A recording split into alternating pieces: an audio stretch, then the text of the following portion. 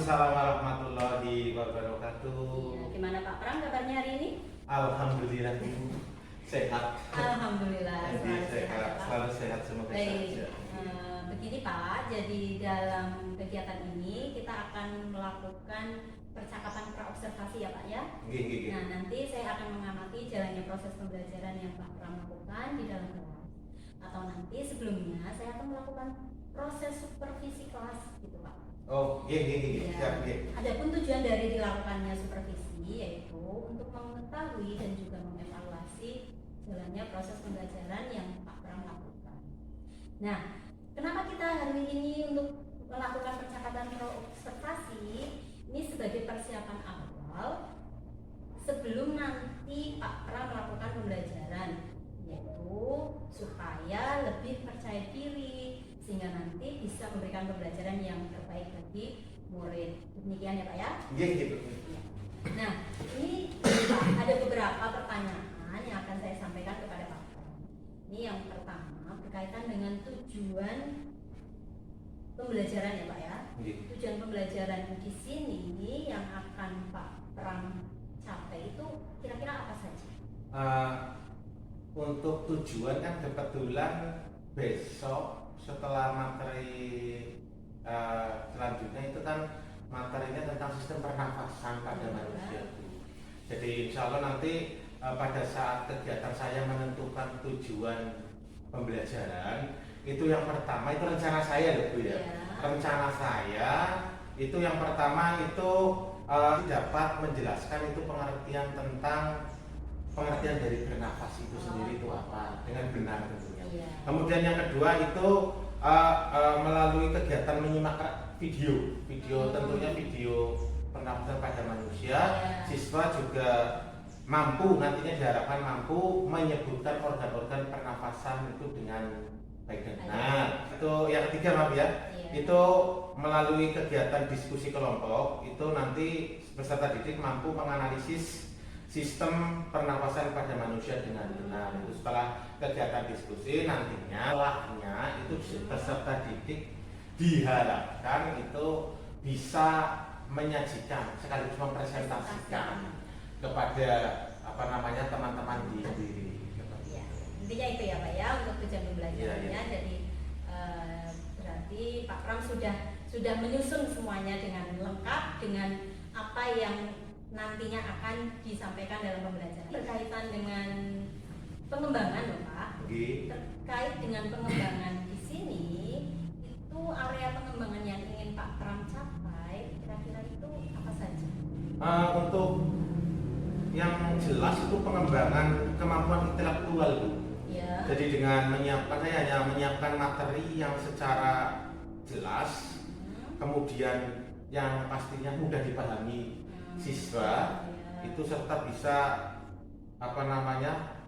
mengintegrasikan pembelajaran yang agar sedikit lebih kreatif seperti itu. Tujuannya agar siswa tertarik Bu. Ya, berarti untuk area pengembangannya di sini kemampuan intelektual ya Pak ya. Betul. Di sini rancangan pembelajarannya, mungkin strateginya juga nanti kira-kira itu menggunakan strategi apa, kemudian model pembelajarannya bagaimana, lalu metodenya itu seperti apa kira-kira Pak?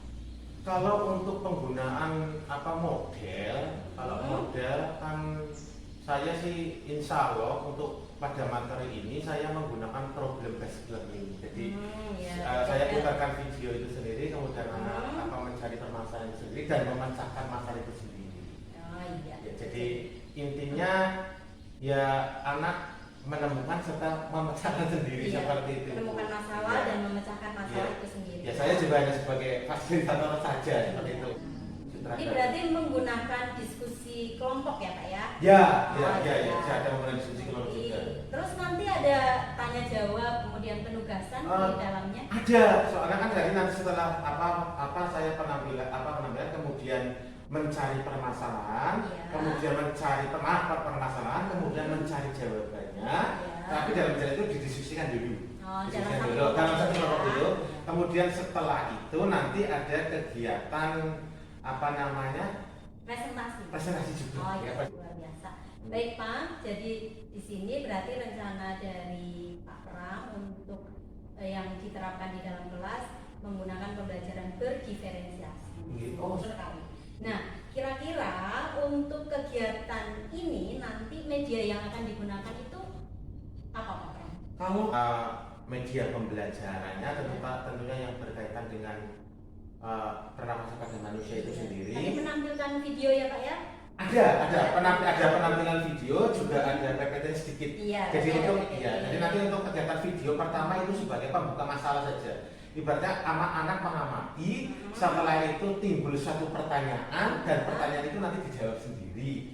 Kalau LKPD itu nantinya saya digunakan untuk sebagai penguatan saja. Iya. Setelah anak melakukan diskusi kelompok, kemudian saya menggunakan PPT untuk penguatan dari materi yang saya ajarkan. Kegiatan instrumen penilaian itu nanti saya nilai dari aspek pertama itu ya jelas kognitif, psikomotorik sama afektifnya. Iya. Yang kedua Lengkap sekali. seperti itu. Nah, ini di sini saya lihat udah cukup siap ya Pak Pram nanti untuk pembelajaran di dalam kelas. Nah, kira-kira kapan nih Pak Pram akan melakukan pembelajaran tersebut? Minggu ini juga Pak saya. Kebetulan minggu ini juga. Hari Rabu Bu. Oh iya, hari Rabu di kelas apa itu ya Pak? Hari Rabu di kelas 8D Iya. jam 45. Oh, baik. Iya. Di kelas 8D hari Rabu jam ke-45 ya Pak ya? 456 Bu. Oh 456, 3 Iya. jam. Iya. Baik. Nah, di situ nanti saya akan menghadiri kegiatan Pak Pram di dalam kelas untuk mencatat hal-hal apa saja sih yang Iya, Pak siap. Pram sampaikan di dalam kelas. Gitu ya Pak ya? Iya siap. Nah, Iya. ya. Terima kasih sekali. Iya. Sekian untuk pertemuan kita hari ini. Kita tutup ya Pak. Iya. Assalamualaikum warahmatullahi wabarakatuh. Waalaikumsalam warahmatullahi wabarakatuh.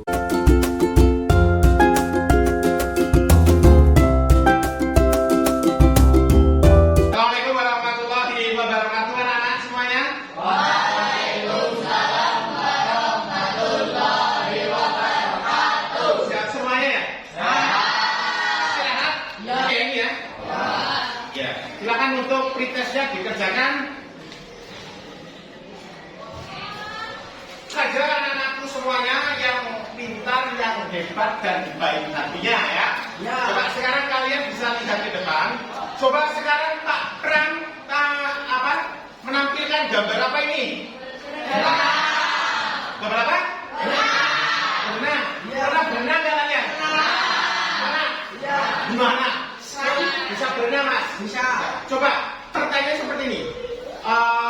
Pada saat kalian berenang, coba ceritakan pengalaman kalian pada saat kalian berenang. Waduh, ya silakan. Saya berenang itu rasanya pegah sekali. Pegah itu apa ya? Sesak ya. Pas lagi ini minum, sesak. Ya, terus apa lagi pengalamannya? Pada saat minum, sesak. Terus pada minum lagi apa yang dirasakan Mas Rehan? Seperti ada tekanan. Seperti ada tekanan. Naik ke atas, mengapung. Ya oke. Kemarin kita kan sudah belajar tentang prinsip tekanan ya. Dan cair juga ya. Jadi air itu punya apa namanya Mas? Punya apa? Tekanan. Jadi pada saat kalau kemarin kan kita sudah belajar tentang apa namanya? Prinsip tekanan ya.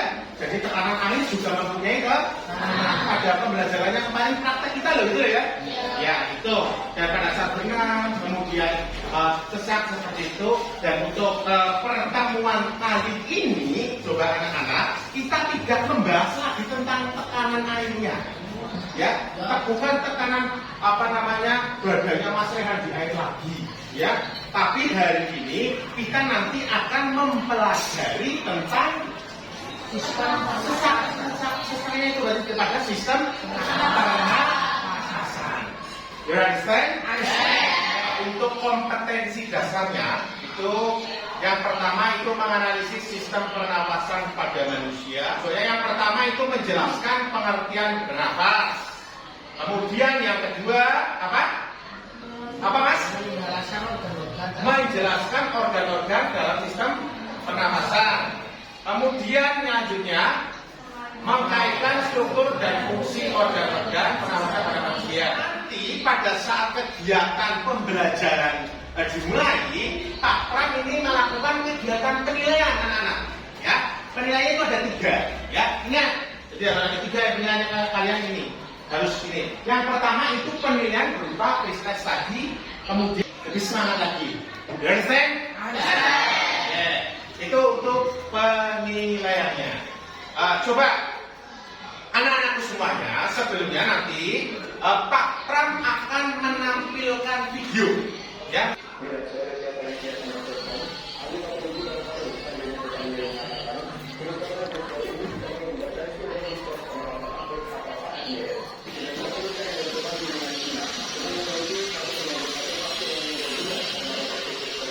Itu kalian apa? Saya Pak, Apa? apakah corona itu menyerang anggota paru-paru atau ada yang lainnya Pak? Apa? Ya. Bagaimana cara mengatasi dan mencegah lalu mengobati Kembali. Oke. Ya, yang pertanyaan sudah cukup dulu ya. Nanti kita akan bahas lebih lanjut ya. Nanti untuk pertanyaannya nanti kita akan jangan dijawab dulu. Saya tidak akan menjawab dulu. Nanti kalian akan menemukan sendiri jawaban itu. Ya, Mas Rehan ya. Apakah hanya menyerang pada paru-paru saja? Bagaimana caranya? Nanti kalian akan sendiri. Oke, itu kegiatannya bentuk kelompok. Silakan bentuk kelompok. Ya, silakan saya hitung 1 sampai berapa? Sampai 5. Langsung ke saya. Coba Pak, sini aja enggak apa-apa. Ya, benar. Ya. Ya, sudah. Coba untuk selanjutnya Pak Pram ini akan saya bagikan LKPD-nya ya. Untuk datang mengisi LKPD. Untuk yang pertama silakan perwakilan ketuanya untuk maju ke depan. Cari solusinya. Lewat apa nanti? Kegiatan literasi kalian, ya. Berdiskusi kelompok, kemudian kegiatan literasi, kemudian nanti kalian juga bisa menggunakan HP untuk searching untuk mencari jawaban itu. You understand? Ada pertanyaan untuk tadi yang dijelaskan atau kurang jelas? Kegiatan ini nanti kalian diskusikan, ya. Jangan langsung ditulis di LKPD. Didiskusikan dulu, setelah sudah mantap dituliskan di LKPD, ya. Setelah dituliskan nanti ada kegiatan kalian untuk maju ke depan untuk mempresentasikan.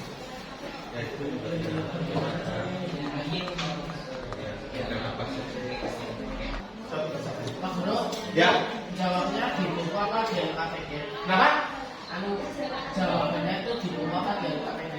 Penulisnya, ya sementara untuk jawaban sementara itu nanti kalian diketok dulu. Nanti kalau sudah didiskusikan ya dengan teman-temannya mantap, ya dengan mantap. Setelah itu kalian tuliskan di LKPD seperti itu. Selesai?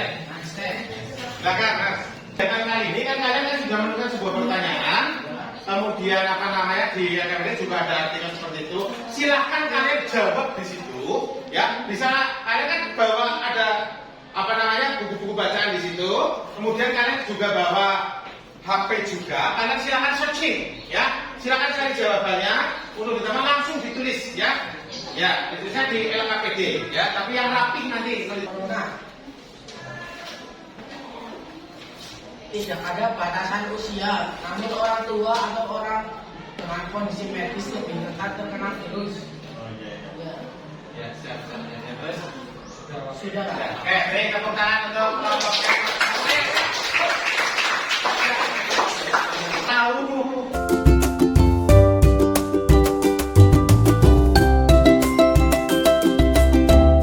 Warahmatullahi wabarakatuh. Waalaikumsalam warahmatullahi wabarakatuh.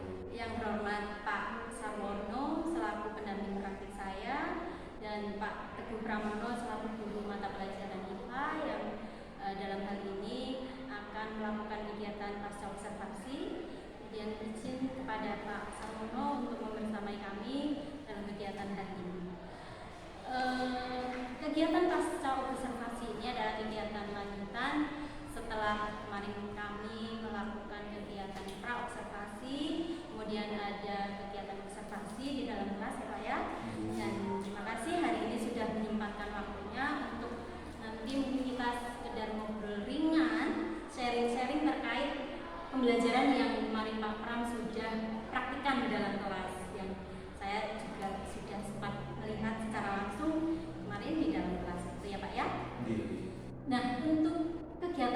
ini harapan dari Pak Pram itu nantinya apa setelah melakukan kegiatan pasca observasi ini? Mungkin terkait praktik mengajar kemarin yang sudah dilakukan itu tentang kekurangan yang masih dirasa perlu ada perbaikan atau tidak?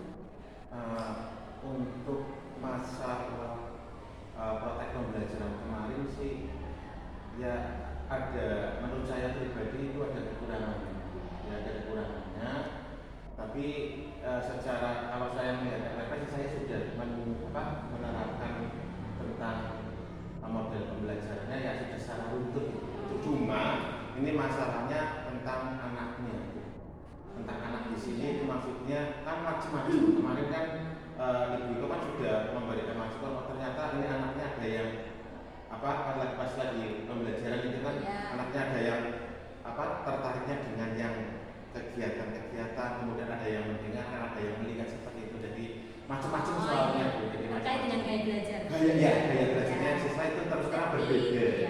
Berbeda sekali walaupun dalam satu kelas. Padahal kan saya kan ngajarnya kan 5 kelas. 5 kelas pada mengajar 5 kelas, kemudian dengan karakteristik si per kelas yang berbeda, kemudian satu kelas juga berbeda. Itu sebenarnya menurut saya sulit banget itu begini. Ya, baik. Berarti nanti ke depan kita sharing dulu ya Pak ya. Kita sharing dulu nanti kira-kira bagaimana nih tentang praktik mengajar kemarin, nanti ke depan rencananya selanjutnya mau seperti apa. Nah, untuk perasaan Pak Pram setelah melakukan pembelajaran kemarin bagaimana? Sebelumnya kan kita udah observasi dulu, setelah itu baru saya melakukan observasi di dalam kelas. Perasaan Pak Pram setelah pembelajaran bagaimana? Lega, terus lega banget ya, sudah selesai. Kemudian yang kedua, jelas lebih termotivasi saya. Secara pribadi saya itu lebih termotivasi karena kemarin setelah kan ada sebelumnya kan ibu kan sudah memberikan ini bentuknya seperti ini untuk pada saat observasi kan saya juga menanyakan. Pada saat saya juga mengajukan untuk RPP-nya kan, Bu ini bagaimana seperti ini, kemudian diberi saran sama Bu Iko, pokoknya harus seperti ini tentang masalah siswa, ya pokoknya misalnya itu sudah saya praktekkan dan alhamdulillahnya itu pertama jelas pembelajaran sesuai dengan rencana saya, saintifik itu sendiri, ya secara bentuk cuma itu menjadi masalah tentang anaknya loh, karena macam-macam karakteristiknya gitu. Jadi gaya belajar anaknya yang berbeda itu membuat saya sedikit kewalahan gitu.